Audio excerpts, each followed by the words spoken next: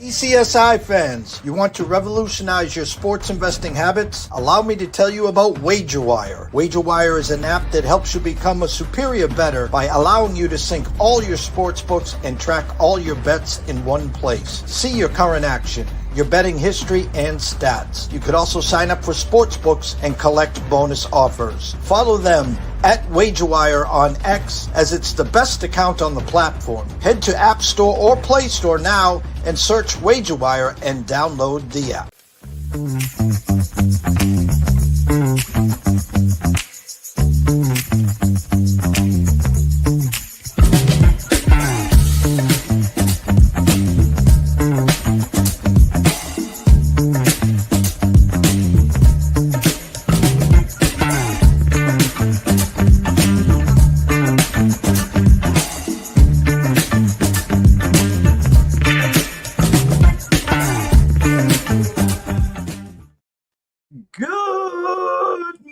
Sports fans from all around the globe. I am the host, Jeff Dawson, East Coast Sports Investors, and it's that time of the week for Tea Time Wagers with good friend and colleague, Mr. Brady Kannon at Las Vegas Golfer. Go follow him on X as we are Super Bowl week, Super Bowl Sunday, but we got a tournament, the Waste Management Phoenix Open, where Scotty Scheffler, in just his second tournament of this year after his injury to his hand, less than 3-1 favorite. The next closest, Justin Thomas, at like 14-1, and I think Hideki Matsuyama at 15-1. So we're going to be digging deep here, or Brady is actually, to find a diamond in the rough here, and hopefully get us to the winner's circle. So first and foremost, a shout out to our proud sponsors and partnerships. It's WagerWire. Head on over to Google Play, download the app. It is free. Travis, Zach, Guy, the rest of that team and family at Super Bowl Radio Row. So if you are fortunate to be there, go by, say hello. Tell them JD from ECSI sent you. Viva Tequila Seltzer, CT Bets Austin, that team, family second to none. Go enjoy a new flavor lemon, or the East Coast is cuckoo for coconut. AtlantaSteaksAndSeafood.com. Head on over to Facebook. Introduce yourself to Terry Smith. While you're there, head on over to AtlantaSteaksAndSeafood.com. Use the promo code SHRIMP.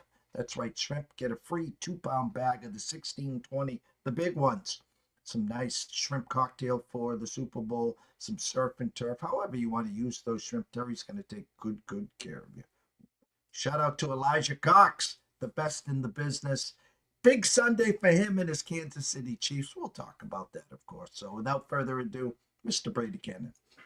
How are you, Mr. Dawson? Good to be with you. And yeah, you said Super Bowl week, but you know, I feel like Waste Management Week, the Phoenix Open, and Super Bowl week has kind of become one and the same. This is just a little pre-party for Super Sunday. And I love, you know, how the PGA Tour and the NFL have kind of joined forces here, if you will. It feels like it's really been kind of a 2-for-1 for what seems like a dozen years or so now. I remember 2019, I hit Webb Simpson at the Phoenix Open leading into Super Bowl Sunday, and I was like, man, I'm already way ahead. You know, this is a good start. So we hope for more of that this week. But yeah, and obviously you've got the party here on 16, and boy, it got a little out of hand last year. I have a feeling it's not going to get so crazy this year. Yeah, I think they're kind of toning it down just a hair. You're still going to have the rowdy fans and everything, but alcohol sales might not be quite what they were in 2024, I imagine. But no, I just really like the way one leads into another. And it's fantastic for golf. I think it's fantastic for the Phoenix Open. And you know, folks like you and myself that are fans of both sports and both events, it really makes for a great weekend. Well, my headline, who will crash the party at the Waste Management this weekend? So that was a perfect intro to that. Last weekend, I am the #1 fan of the Rory McIlroy fan club. I am the El Presidente. Last week, I don't want to say he lapped the field, but you know, a decent, Thursday, the wind on Friday, took charge, got himself positioned beautifully on Saturday, and the rest was history there. I'm the guy every year that's got him winning the Masters, the Rory Slam, and at least this. And the beauty was he went from the TGL and then just stepped right onto the course, and the rest was history. I hope this is just an intro to what we're going to see from Rory this year. Yeah, that's the big question. And I went against him, or I didn't bet on him. I didn't go against him necessarily, but I didn't bet on him last week or Scotty Scheffler. And I think we talked about it on the show because of the TGL in the case of Rory. You know, he's playing there on Monday, flies out. You know, he's a day behind everybody else as far as practice rounds. He does not play this golf course all that often. The last 2 years, it's been a signature event. But prior to that, it was just, you know, the AT&T Pebble Beach Pro-Am. You had 3 courses in the rotation. You didn't really get great fields showing up. And, you know, in the same breath here, I love the fact that the tour has made it a signature event. So you get all the stars showing up and we really get to see this golf course shine. I thought the golf course was fantastic. And I love how we had different weather. It was gorgeous on Thursday. It was gorgeous on Sunday. And in between it got nasty. And you saw a little bit of everything, really tested the players. And I think one of the, you know, not only Rory, but Pebble Beach was a big hero last week as well. So I really enjoyed that. But without Scotty and Rory doing many laps around this track, and in Rory's case, coming over from the TGL, arriving late to the party, I didn't think it was going to be the best situation for either of them. Rory wins and Scotty finishes top 10. Imagine that, right? I mean, these guys are good, like they say.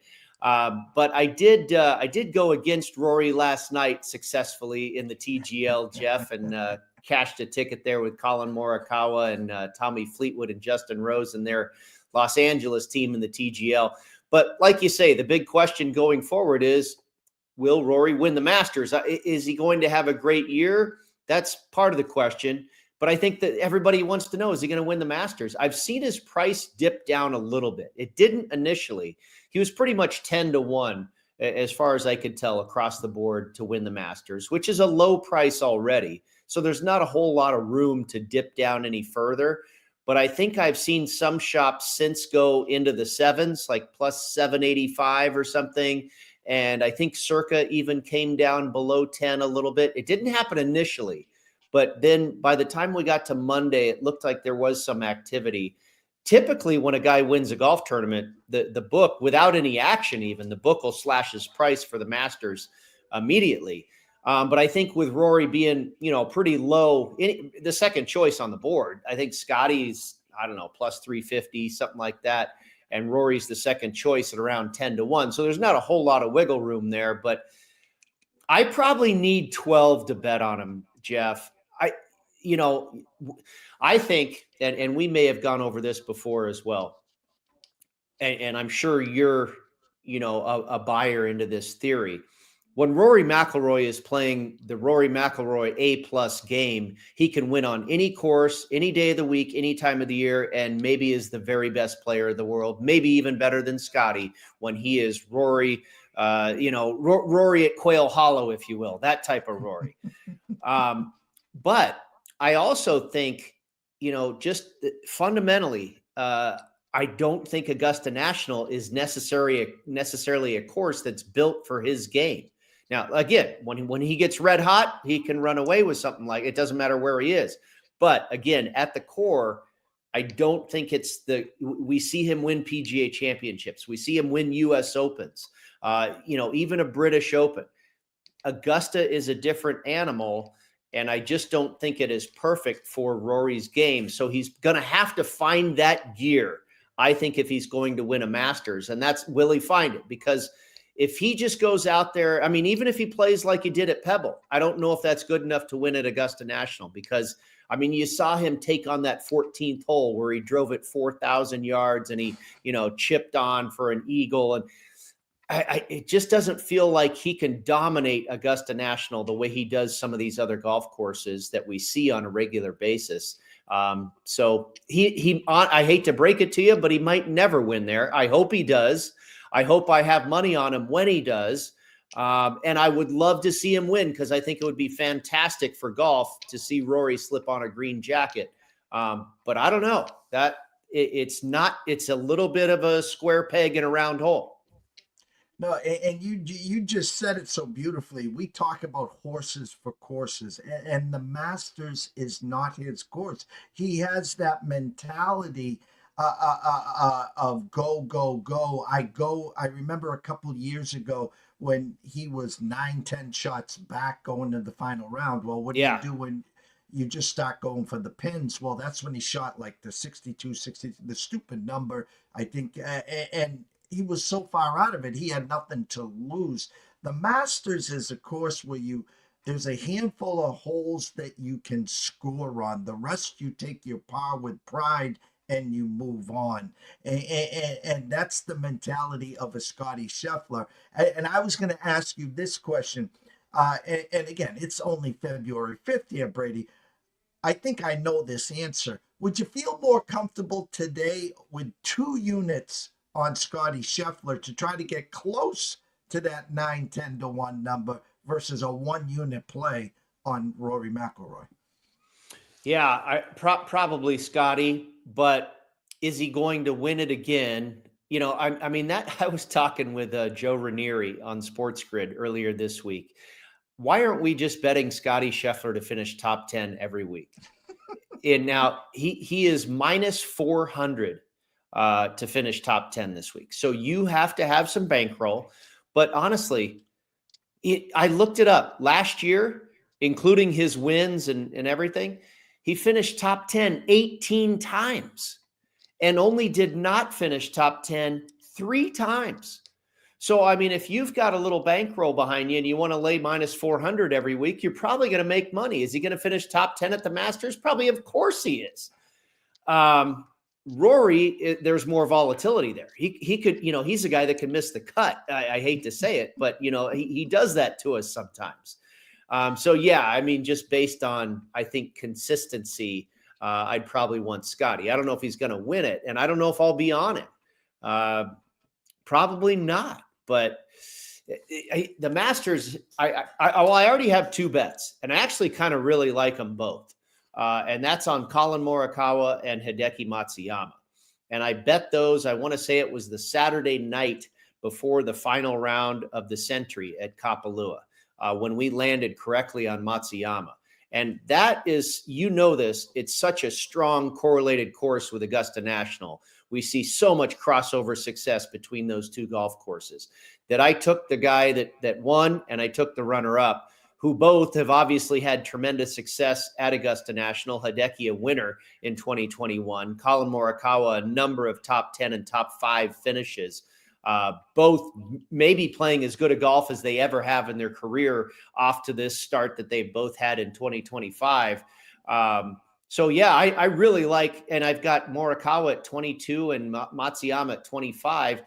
And that's the other thing for the audience here, Jeff. Don't be afraid to take short prices at Augusta, 10 to 1, 5 to 1, 20 to 1. You're not going to get a whole lot of guys that win that are longer shots than 30 to 1. It's a chalky tournament. So, yeah, you're going to have to eat some short prices at Augusta. And we've talked about this before, too. 88, 90 player field, something like that. Only maybe 40 guys really have a chance to win. So, yeah, you're going to be picking from a pool of 20 guys that are priced anywhere from, 5 to 30 to 1. And you got to land on the right half a dozen. Well, and I like where your eyes are with Colin Morikawa. We talked about that. Was it the 11th hole on Sunday? It was Scotty, Oberg, and Morikawa. And Oberg and Morikawa both land in the drink here. And Colin was not playing good leading up into that tournament, so we kind of surprised a lot of us. He's kind of turned his whole career around almost since Augusta last year. Since then, he's been unbelievable. You could argue the second best player in the world. I agree, and I think he'll be on that leaderboard near the top, if not on the top, come Sunday for the Masters. February 6th through the 9th, Waste Management Phoenix Open in Phoenix, Arizona, par 71, yardage 7261. Give us your breakdown, give us your correlated courses, and we'll eventually get to your outright releases. Yeah, I got to play this course a few years ago with our good friend Matt Humans, and I was actually underwhelmed. It's There's not a whole lot to it. You think you're going to play TPC Scottsdale where the pros play. And like I say, it was a little bit vanilla. But I think that kind of speaks to what we're looking at here too. It is absolutely a ball striker's course. There's no tricks and, there's no funny holes where you got to do this and you got to, do that. It's pretty straightforward. You have to be a premier ball striker around here. And then you have to find a hot putter, because these greens, this time of the year, this is the colder season in the desert, and these greens are very firm and they're very fast. And we know that here in Las Vegas and also in the Phoenix, Scottsdale area, we haven't had a whole lot of rain in a while. So again, firm and fast are these greens, and it's about ball striking. And if you look at the guys that win here, that's their signature skill set. Brooks Koepka, Hideki Matsuyama, Webb Simpson, Ricky Fowler, Scotty Scheffler, the greatest ball striker we've seen since Tiger Woods. So it is all about ball striking and finding a hot putter for a few days. And that's really, the direction I went with my selections this week. It also is helpful that course history really holds strong here. Augusta National, the Sony Open in Hawaii. Let's see, where else? Torrey Pines is pretty strong. You have a number of courses throughout the PGA Tour season. And then the polar opposite would be like the American Express, where history means nothing. It's kind of just random who shows up on the leaderboard. But the course history is extremely strong here. Predictability is very strong here at the Phoenix Open, meaning guys that have played well here in the past typically continue to do so year after year. And then you look at the correlated courses that I used this week. I think number one on my list is Bay Hill. Scotty's won there twice. He's won in Phoenix twice. Bay Hill, where they played the Arnold Palmer Invitational. Olympia Fields, where they played the BMW Championship in 2020 and 2023. The Nicklaus Tournament course, Desert Track in La Quinta, where they play one leg of the American Express. Royal Troon, where they played the British Open last year. Certainly, ball striking is needed at that type of venue. Southern Hills, absolutely a ball striker track, where we saw a guy that's had tremendous success at the Phoenix Open, Justin Thomas, win the 2022 PGA Championship. The Summit Club, another desert track right here in Las Vegas, where they had the 2022 CJ Cup, where I was successfully on your guy, Rory McIlroy, that won that one over a resident and member at the Summit Club, Colin Morikawa. And then Memorial Park, where since 2020, they've played the Houston Open. Those were the correlated courses I used. And you look at those leaderboards, go research all those courses, and you look at the leaderboards, and it's the same guys: Justin Thomas, Scotty Scheffler, Matt Fitzpatrick, yada, yada, yada, on down the list. So not only is the course history really strong and repetitive at the Phoenix Open, but these courses that are set up similarly and require the same skill sets, they produce the same types and same names of players. So that was kind of cool. And in a way, it makes your handicap a little bit easier. You're not necessarily throwing as much of a random dart anyway. You have a little bit of a guideline as to where you might throw your darts. Before we get to your outrights here, Brian Gaskell, big fan of our show, good friend. He goes, thoughts on Kitayama this week? Know you guys have been on him a few times already this year. He's all of a sudden popped on his model this week. Yeah, he did on mine too. And he's a winner at Bay Hill, so he's got that going for him, and he's absolutely a ball striker. My problem is that's kind of all he can really do. He's not typically a great putter, and I'm not going to say he's not going to win this week. He finished very well here last year. I think it's his last two times out at the Phoenix Open. He's done well. So again, history tends to repeat itself at this course. So if he plays well again, it's not going to surprise me. I just don't know if he's going to find the winner's circle. There's some pretty this field here is not as elite as it's been in the past, but there's still some pretty big studs in this field this week, including Mr. Scheffler, Thigala, Taylor, Fitzpatrick, Thomas, Matsuyama. So and Kitayama beat them all at Bay Hill a few years ago.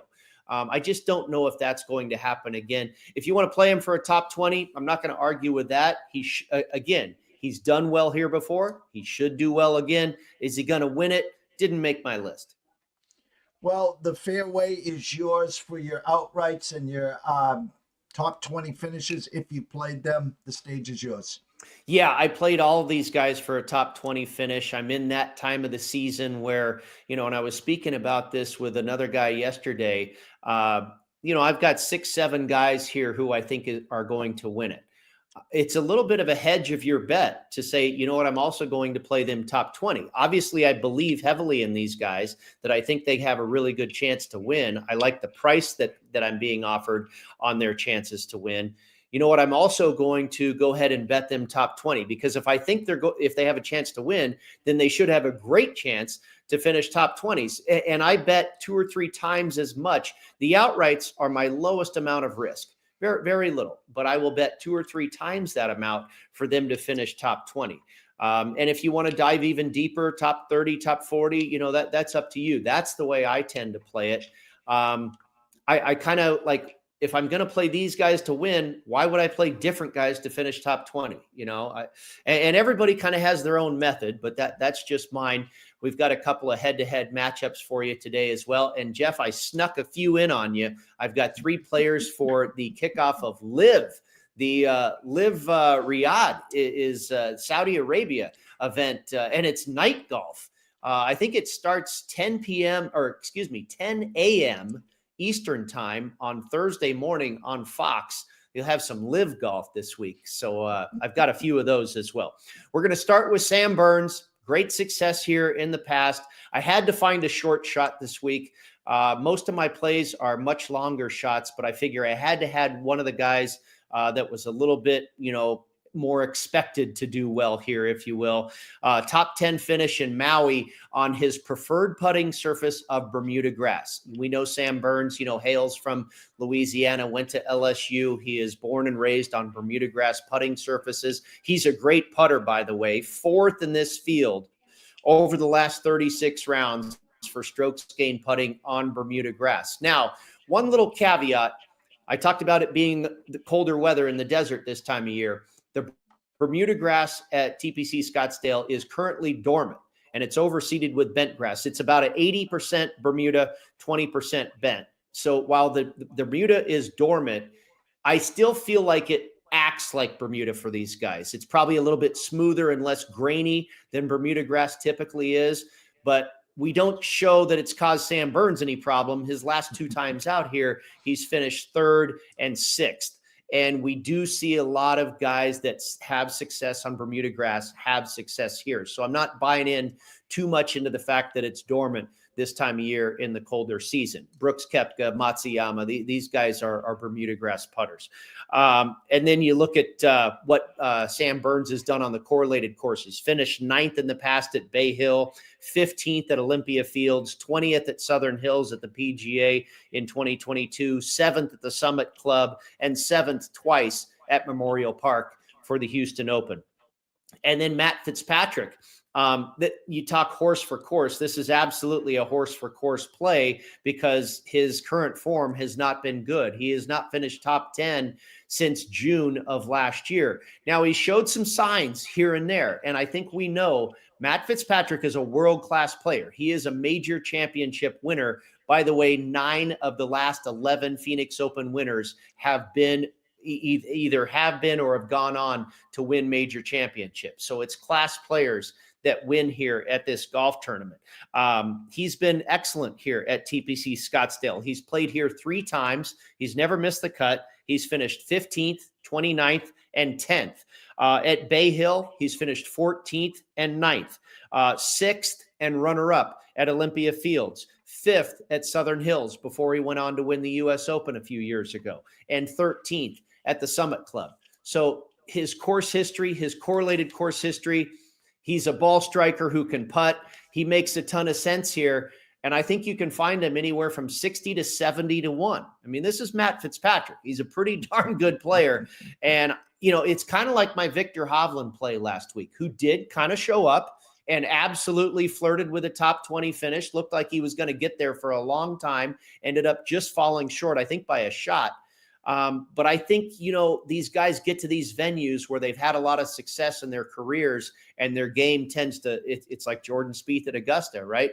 Well, Fitzpatrick, it could be his week to show up again. And I'm banking on course history being strong here at Phoenix and Fitzpatrick having a good week. JT Poston, another excellent Bermuda grass putter in this field, 10th for the last 36 rounds, 10th in strokes gained putting on Bermuda grass, 11th, 26th, and 23rd here in prior trips to the Phoenix Open. Top 25 finishes at both Olympia Fields and Memorial Park. He's inside the top 50 here over the last 36 rounds for strokes gained off the tee. Top 25s on the par fours that measure between 400 and 500 yards. And he opened talking about the correlated courses just a few weeks ago at the Nicklaus Tournament course at the American Express. He opened with a 62. And this guy's a proven winner. He was hot, red hot in the fall to close out 2024 season. He won right here at another desert venue in Las Vegas and followed that up at his home course, Seaside in St. Simons Island, Georgia at the RSM Classic with a 5th place finish. So, this guy can make a lot of birdies. The putting is there, the ball striking, the current form seems to be there. So I got him at 66, and I think you can find him close to 70 as well. And then this guy, a very popular pick, but boy, he makes so much sense this week, and that's Billy Horschel. And I got him at 80-1, which is a really good price. My friend Jeff Sherman at the Westgate was asleep at the wheel, I think, for a minute, and I grabbed him for an 80-1. He quickly moved it down to 70, it maybe even down to 60, but you ought to be able to find Billy in the neighborhood of 60-1. I don't mind that price.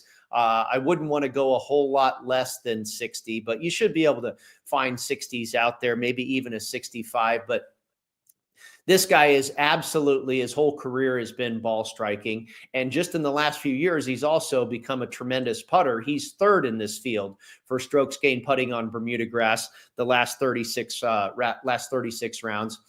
And I think he's playing the best golf of his entire career. 7 top 10 finishes last season, including a win and a runner-up at, guess where? Royal Troon at the British Open, one of our correlated courses, right?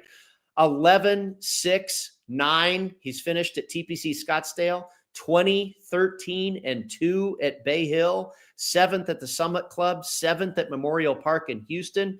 Comes off of a 9th place finish last week at Pebble Beach, where, by the way, in that field, he ranked 3rd for strokes gained approach, which is basically a subset of ball strike. That's ball striking. If you're firing on your irons and you're 3rd in the field in strokes gained approach, then your ball striking is pretty darn good. So again, a popular play is Billy Horschel, but I understand why. He makes a ton of sense. And then I went into some deeper into the weeds with guys, again, that fit the same profile, ball strikers that can putt. And really no better example than that than Tom Hoge at 80-1, who you might even be able to find at 85 or 90-1. 4th on tour last season for strokes gained approach. Over the last 36 rounds, he's 35th in this field for strokes gained putting on Bermuda grass. He was 8th back in January at the Sentry, top 20 finish last week at Pebble Beach, where he was 14th in the field for strokes gained approach and 2nd in driving accuracy. Multiple top 10, top 15, top 25 finishes at the correlated courses. And then I went into the triple digits. Gary Woodland at 100-1, who won here, by the way, in 2018. Off to a solid start this season with a 16th place finish at the Sony, a 22nd place finish last week at Pebble Beach. Excellent driver of the golf ball, excellent ball striker. And, putting has always been a bugaboo for Gary Woodland. But guess what? In his last 5 starts, he is gaining over a stroke on the field with the flat stick. So again, history tends to repeat itself here. This guy's had great history in Phoenix. And if he's also carrying a hot putter and the form looks good with a couple of nice finishes to start the year, I think Gary Woodland makes a lot of sense at triple digits. And then one more long bomb on Taylor Moore, who's been kind of off the radar. And you remember, Jeff, I think it was in our first year together, I landed correctly on Taylor Moore at the Valspar Championship. Mm-hmm. That was his first and only PGA Tour victory. Well, that is certainly a ball striker course. And this guy is a great putter. The form hasn't been perfect the last couple of seasons. Since that win, he's fallen off a little bit, but the putting has not. He is sixth in this field for strokes gained putting on Bermuda grass over the last 36 rounds. 2 for 2 in cuts made here in Phoenix, 3 for 3 in cuts made at Bay Hill. And he finished runner-up at Memorial Park last season in Houston. And oh, by the way, a few weeks ago, last month, finished 7th at the American Express, and he was 22nd last week at Pebble Beach. So the putter looks good. The current form looks good. His history here at Phoenix looks good. And we're getting him at triple digits. So I think he's a guy that has a shot as well. And again, you know, some of these guys, all of these guys might not win, but I think they all have a great finish, especially some of these longer bombs to finish top 20. And I love the approach here as well, Brady. Big if here, as we talked backstage, one of our sources has Scotty Scheffler less than 20% to win this tournament.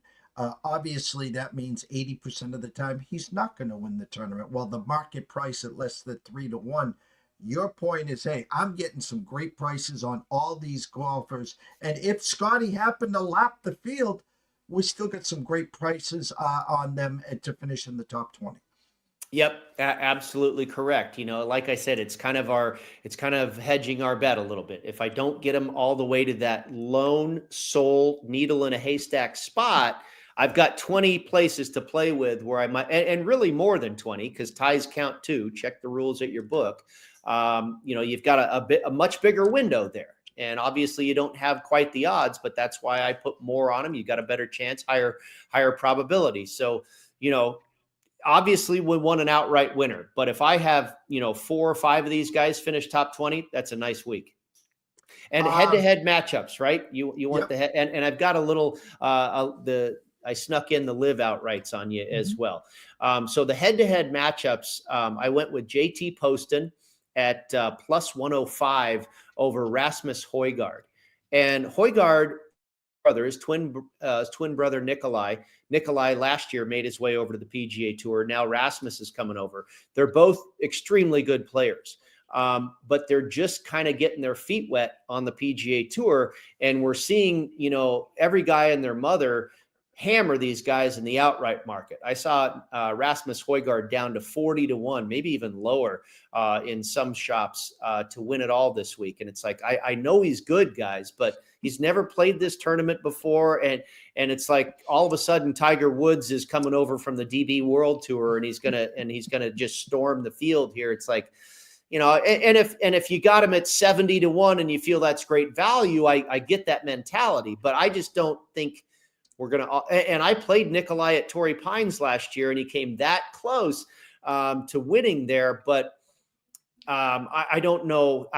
If he wins, hey, God bless all the guys that hammered him this week. But I'm going to take JT Poston, to me, a more proven commodity at an underdog price over the new kind of, you know, hot commodity out there that everybody's enamored with, making his way over from the DP World Tour. So JT Poston for me at plus 105 over Rasmus Højgaard, and then Andrew Novak at minus 120 over Ben Griffin. And it's kind of interesting in this one as well. I saw one shop where the favorite had flipped here and Griffin was the favorite. I think Griffin's another guy that the wise guys just hammer every week because he does have a lot of talent. He certainly is a ball striker.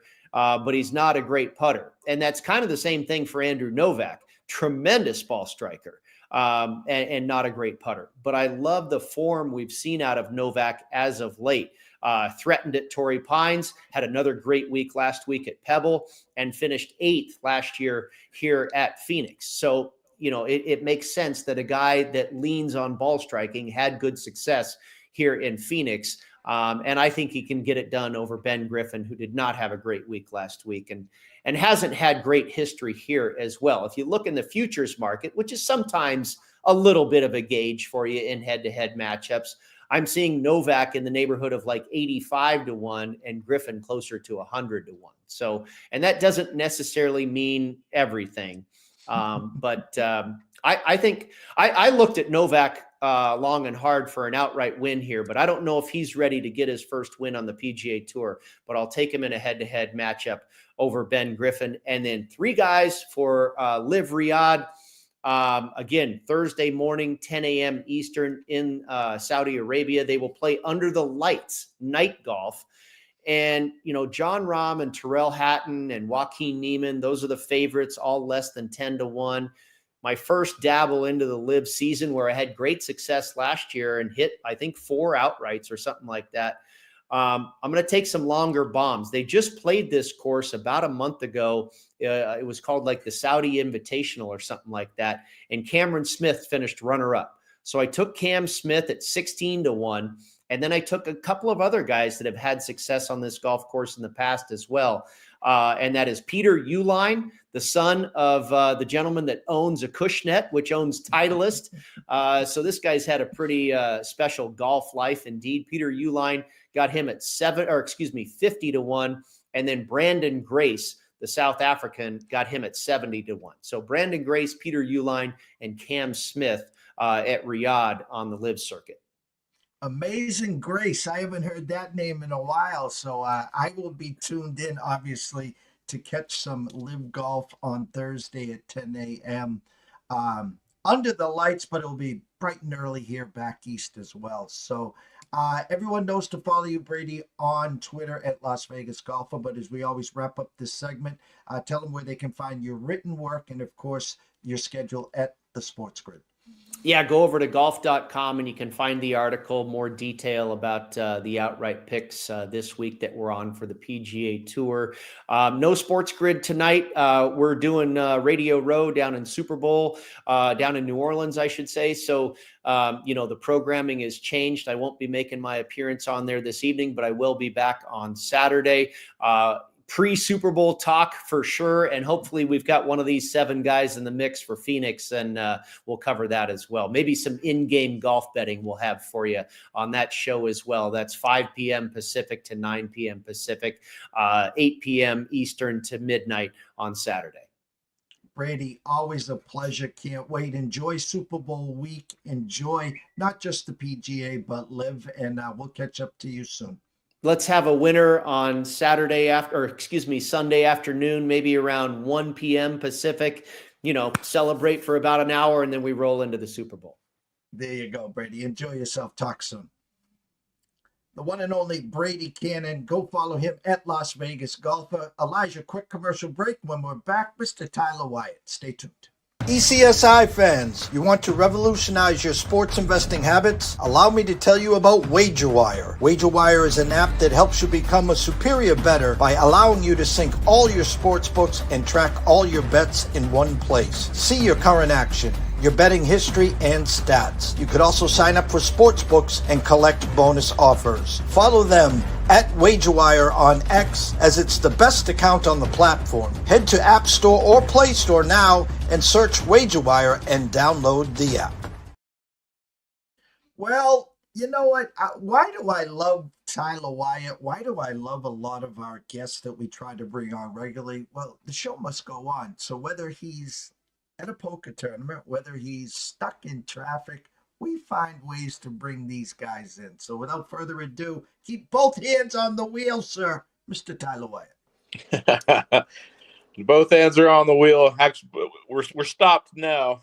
was hoping to get back to the house tonight, but we had a little delay last night. So landed. Everything's good. So yeah, have a weekend home, and then next week head to Cherokee for World Series circuit event over there. So be over there for about a week and a half. But yeah, good to be home for about a week now. But yeah, we're here ready to roll. College basketball hasn't stopped. Super Bowl obviously inching closer. But yeah, big week for hoops. Well, before we get to the college hoops, because it's just absolutely bedlam as usual. Let's talk a little Super Bowl. I mean, the big game. You know what? The older I get, and social media, and everyone's a professional. You don't need to put in 50 years of experience. Just put your face on Facebook, which most people don't do. Give out some selections and call yourself a professional. Super Bowl, a rematch 2 years ago where the Eagles had a halftime lead and Patrick Mahomes does what he does best, hold my beer. Comes back fourth quarter rally, wins another MVP. Now we're going for a three-peat. Chiefs opened up 1.5 point favorites. I've seen it dip to 1. I've seen some money come on the under 49, 49.5. How do you see it, Tyler? Yeah, my number is pretty in line with where I actually have. I almost have it at 0. It's virtually a pick in my model. So that 1.5 opener, I did play Philly plus the 1.5. Reluctantly, it seems that Patrick Mahomes and the Chiefs just figure things out when they get to the playoffs and ultimately the Super Bowl. This would obviously historically affect what Mahomes' legacy, which is already, as I don't know where most people have him, but he's in that top conversation already. Still has a number of rings to catch your guy Tom Brady. But what the kid has done right now at his age is, it's nothing we've ever seen. He wins another one here.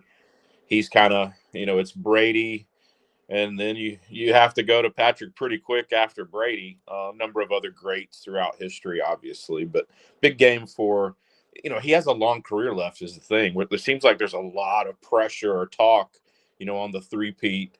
And I heard a national guy say, would it, how would it affect his legacy if he loses this one? I'm like, he could still win. He could still potentially play in 5-6 more before he hangs it up. But obviously the Chiefs in the last 4, 5, 6 years, they've been the talk of the NFL. The Eagles have been really, really consistent. This would be a big game for the legacy of the franchise. They've won Super Bowls with different coaches historically. You would have, this would put Jalen Hurts in a different tier of quarterback. I think he's, right now he's in an era where it's Mahomes, Lamar, you have Joe Brady, you have Herbert, you have, a number of other guys who have been just really, really good. And it seems like Hurts is kind of, you know, he's the second tier, but he's played at a remarkably high level since getting an opportunity to start there. But yeah, our number supported a little Eagles backing, nothing big. It'll be, just to have a little sweat on the game. Total, my number is pretty in line with that 49.5. I have we had a 27-26 rounded. So a bit of maybe a field goal over where that total opened at 49.5. You mentioned it's dipped down some. Two defenses that have played really, really good. Two offenses that have kind of found it, though, here of late. The passing game for the Eagles hasn't been something that they've relied on at times. But in the last couple of games, it's been improved. You obviously have Saquon Barkley, who's the clear number one running back in the NFL. It'll be interesting to see how the Chiefs game plan for him, if that defense can hold him.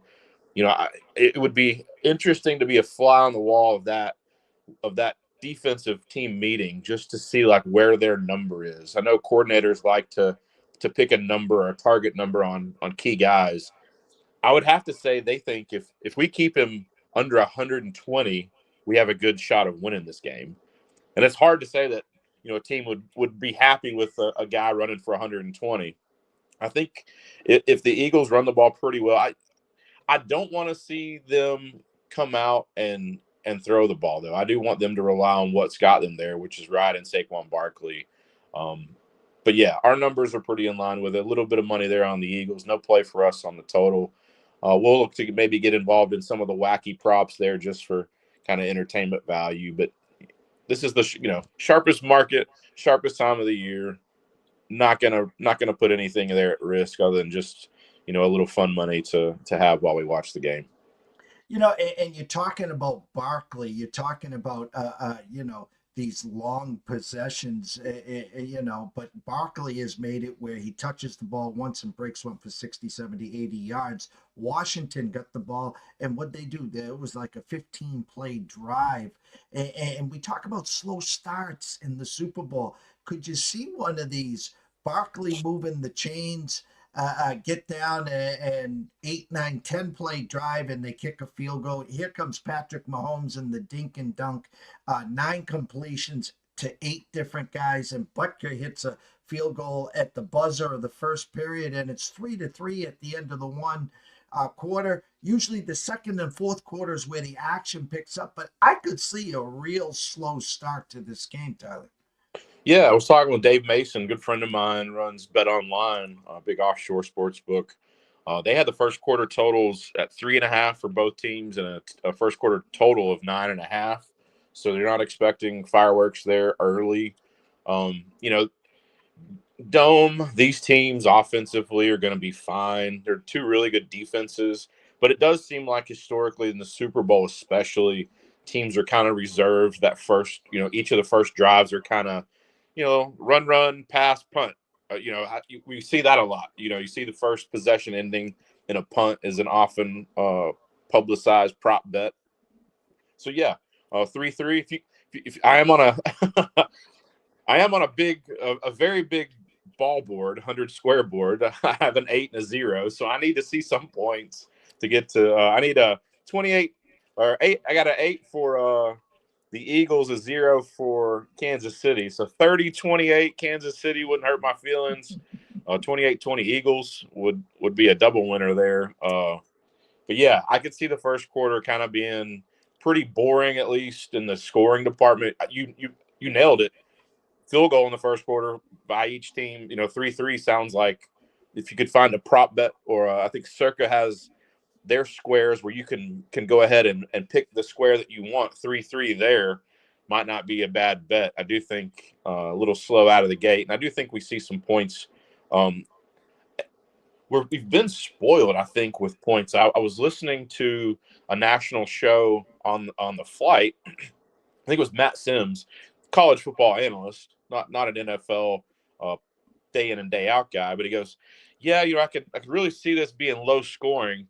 I don't think we get to 60." And I'm like, 60? Are we? Or is a 30-28 game now considered low scoring, like in the NFL? I got a chuckle out of that. Matt Sims, I trust his mind on the college game, but I thought that was pretty funny that he thought 60 would be low scoring.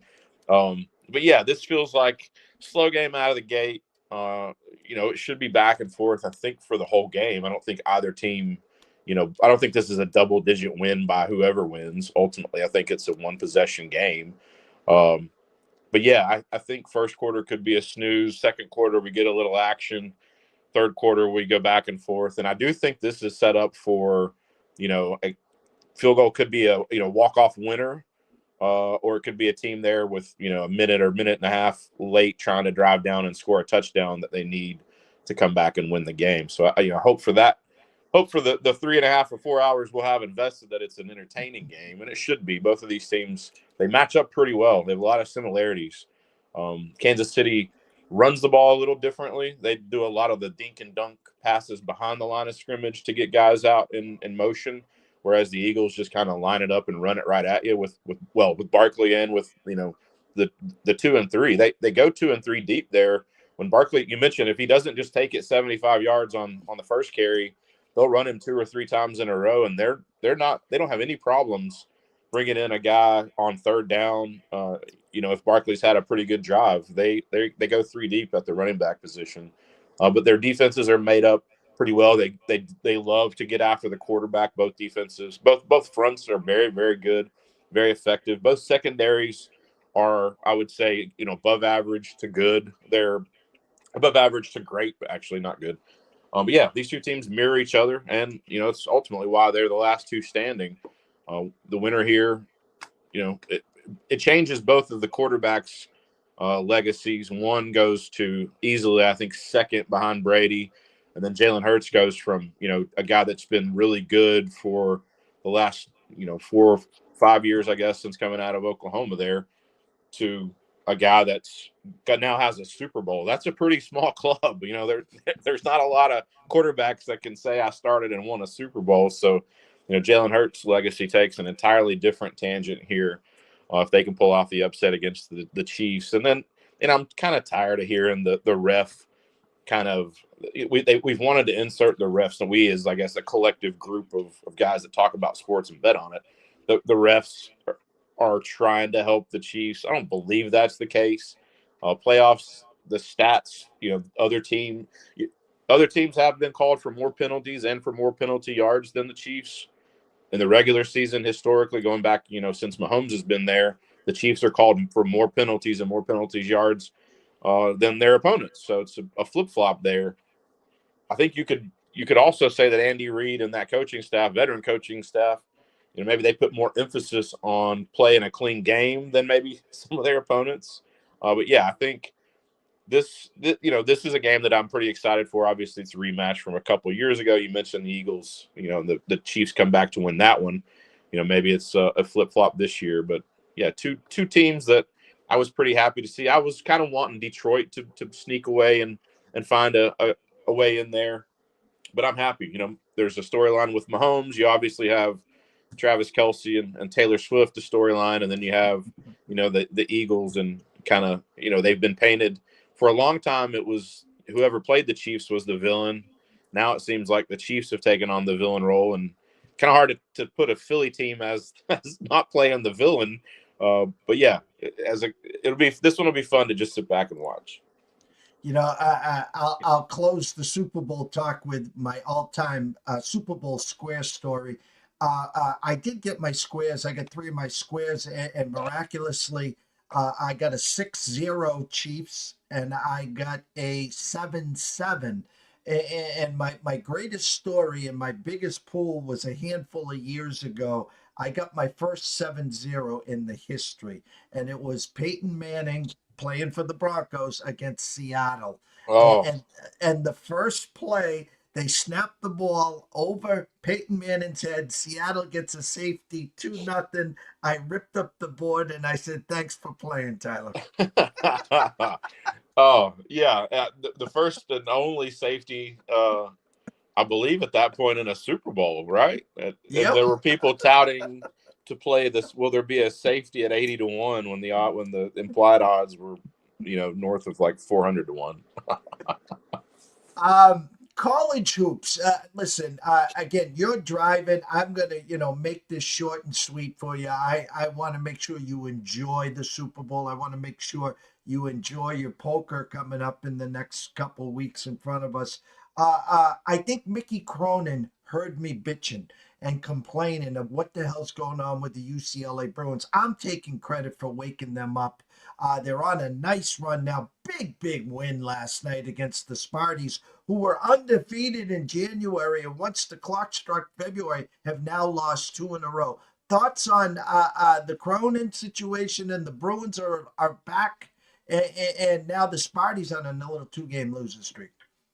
Yeah, so the big win obviously against Gonzaga. Maybe we can talk about where Gonzaga started the season and where they are, at this point. And then they lose they lose 4 straight. 3 of 4, I believe, were on the road to Nebraska, Michigan, Rutgers, and Maryland. And then you mentioned, now they've just won 6 in a row, and they've beaten 3 ranked or 4 ranked teams in that span. You nailed it. Yeah, at USC, that was the kind of the big win against Wisconsin. They came back there and win that one at the end. I don't know if it was on free throws or last bucket. They win that one by 2. They go to Washington, which I thought could have been a letdown just because of the back-to-back wins after struggling. They didn't play a great game, but they leave Washington with a win. Go to USC, where I thought USC has been, they've been playing better basketball, get a win there. And then Oregon, that was just a beatdown. They win, they're up by 30 at one point in that game, total domination. And then you mentioned the game against Michigan State. Michigan State was one of those teams, at the beginning of the season, it was really hard to handicap where I had them long term. There were a lot of questions on, defensively, Izzo teams I've always felt like I could trust, but offensively, I wasn't sure the makeup of that team, where they were going to get points from. They've gelled and have now turned into one of the better teams in all abasketball, not just the Big Ten. That was an impressive win last night. They have a game against Penn State. So they get 3 at home. They go back to back in and around the state of Indiana. They go to Champaign, and then they have a game at Indiana. They win those 2. They're going to be favored against Minnesota. They're going to be favored against Ohio State, I believe they have. Then they have Purdue and Northwestern back to back. They're only going to be a dog in one of those games after the Indiana game. They'll be a small dog at Illinois.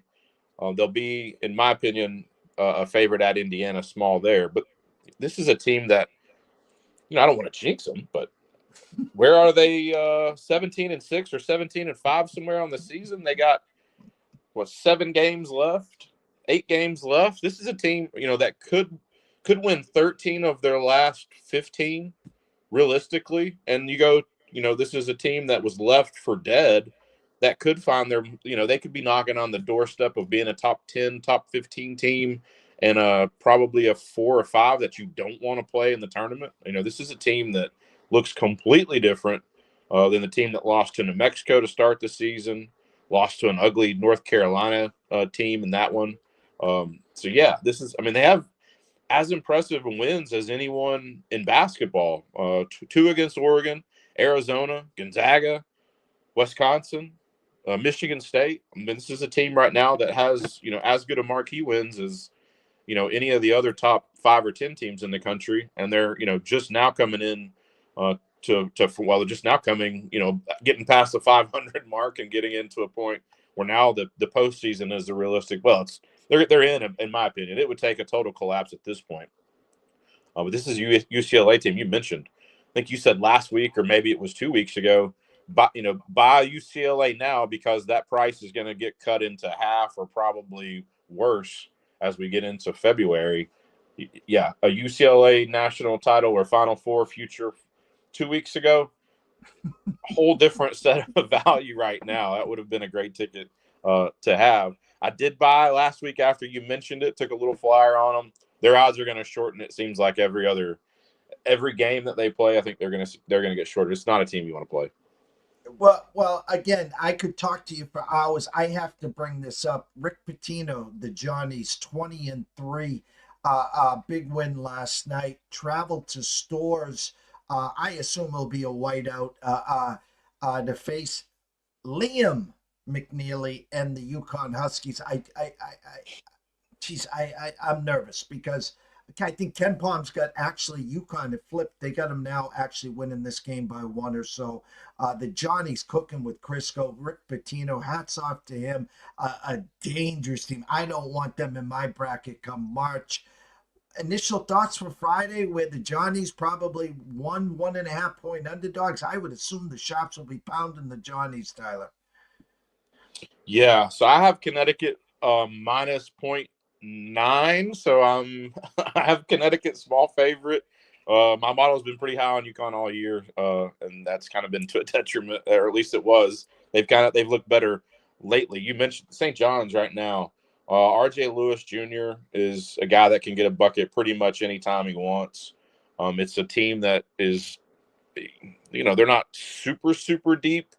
They go 7 where they can, get 15 or 16 minutes at least out of. This is a team that's playing really good basketball. They haven't lost since Creighton. They lost a tough one there at the buzzer, 1 point game, I think, or 2 point game. Memory serves at Creighton. Their losses are, it's a clean sheet for the Johnnies. Baylor was a loss. They lose to Georgia in the what was that? Was that Big East SEC Challenge or was a random game? And then Creighton. So I mean, their 3 losses are all quad 1 losses. Their resume is as clean as just about anyone. This is a big game. They go to Villanova after Friday's game with your Huskies, and then they go revenge game against Creighton. They have another game against UConn there towards the end of the month, and then they go Butler Seton Hall in the finale against Marquette.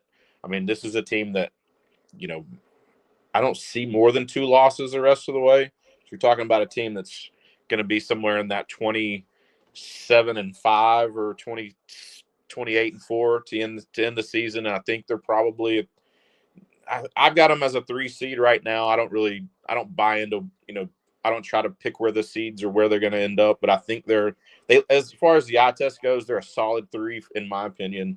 But yeah, best team in the Big East right now. Creighton has been really good. Marquette and UConn, Xavier, all teams that you don't want to play. It'll be interesting to see how many teams ultimately make it. 5, I think, is pretty safe. It'll be interesting to see if there's Villanova, if they could do enough, 10 losses right now, it'd be hard. Georgetown, I guess at 14-9, if they were to go, 8-2, 7-3, maybe the rest of the way they could find themselves in.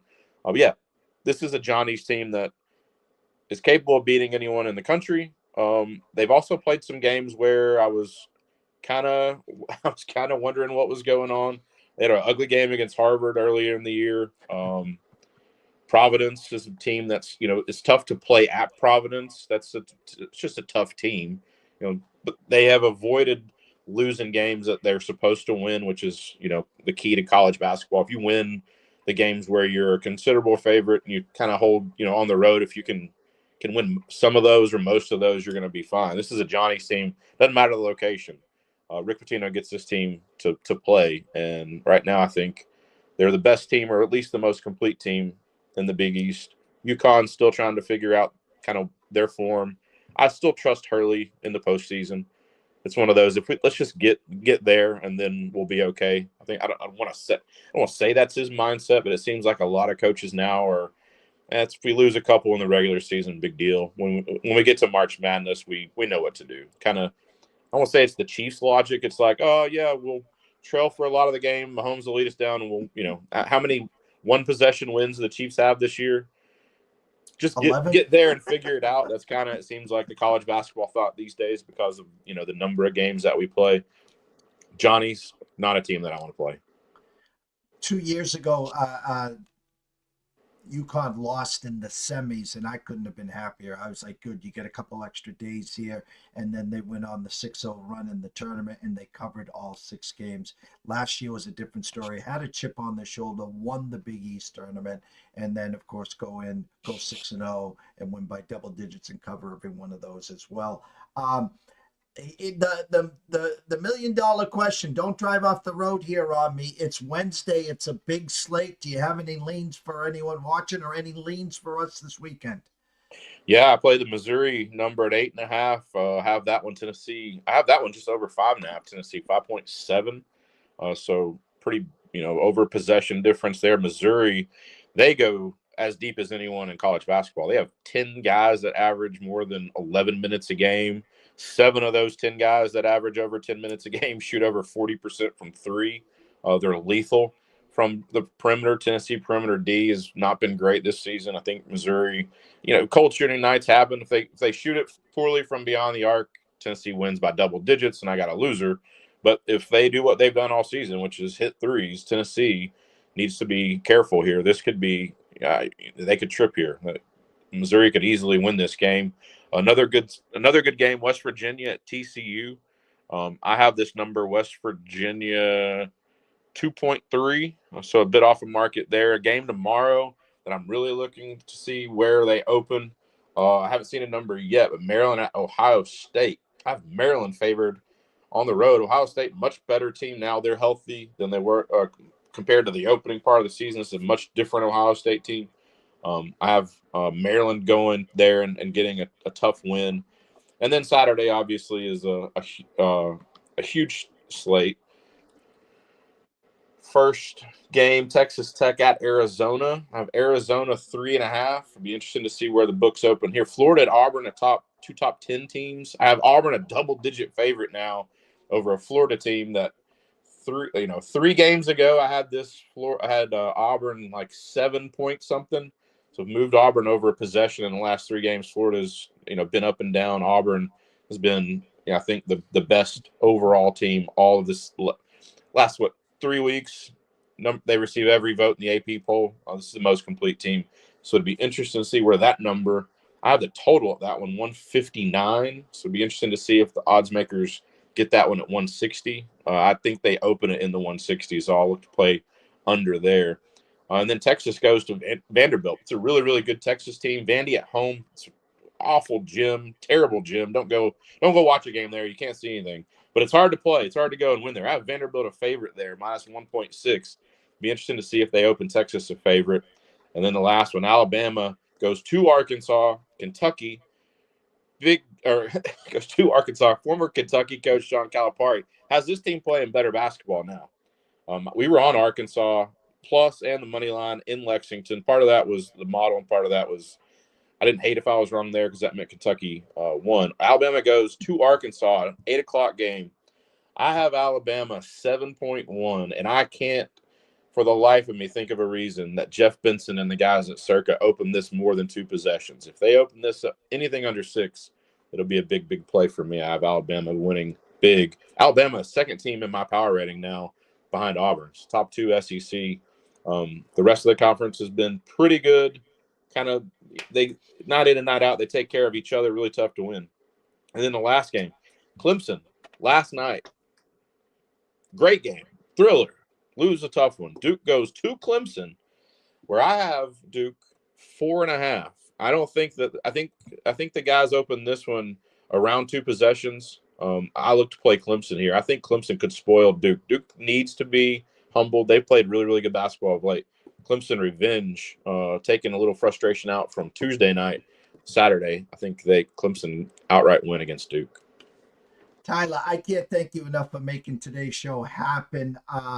Especially, got caught up in traffic. The show must go on, and you're the best in the business. I want you to get home safely, enjoy yourself, enjoy college hoops, enjoy the Super Bowl, of course. Good luck on your squares, and we'll catch back up with you on Wednesday, Tyler. Sounds great, JD. Thank you so much. Go follow Tyler Wyatt at Tyler Wyatt Bets at Odds Culture. Elijah, quick commercial break, and we'll wrap it up. Stay tuned. 2,000 years long, we will never settle. Hard days, no way, with a heavy metal. No time, no fail, won't stop here. Like a torch to a flame when it burns hot. Come on, baby, higher.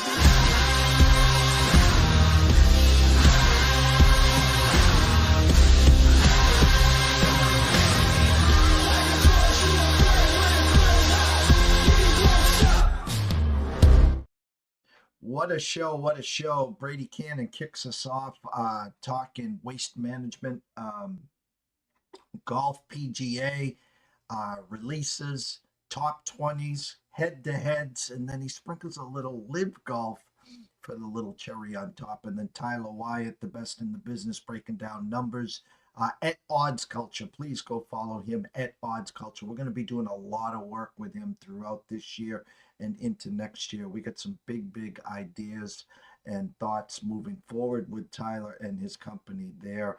I'm going to say 3 p.m., the closing bell with Riley Magnuson. We're going to move it up a couple hours here. We're going to get you caught up in today's market. And then tomorrow, 11 a.m., Adam Trigger, Wager Talk at Adam Trigger WT on X, talking more college basketball, of course. And then we're going to bring in Mr. Philly Godfather himself to talk Super Bowl. I met Steve at Radio Row last year in Las Vegas. We brought him on for a couple spots on our show on the Diehards with Anthony Pepe. Big Philly guy at Radio Row as we speak. He's going to come on and bless us with some Super Bowl talk, and he's been on the Johnnies early this year, so we'll talk some Johnnies and UConn there. He gave me the phrase, you can't put a number on greatness, and of course he was talking about Patrick Mahomes, so be interested to see where he goes with that. Elijah, amazing work as always. Thank you so much. Everyone, have a great afternoon. We'll be back at 3 o'clock. Stay tuned.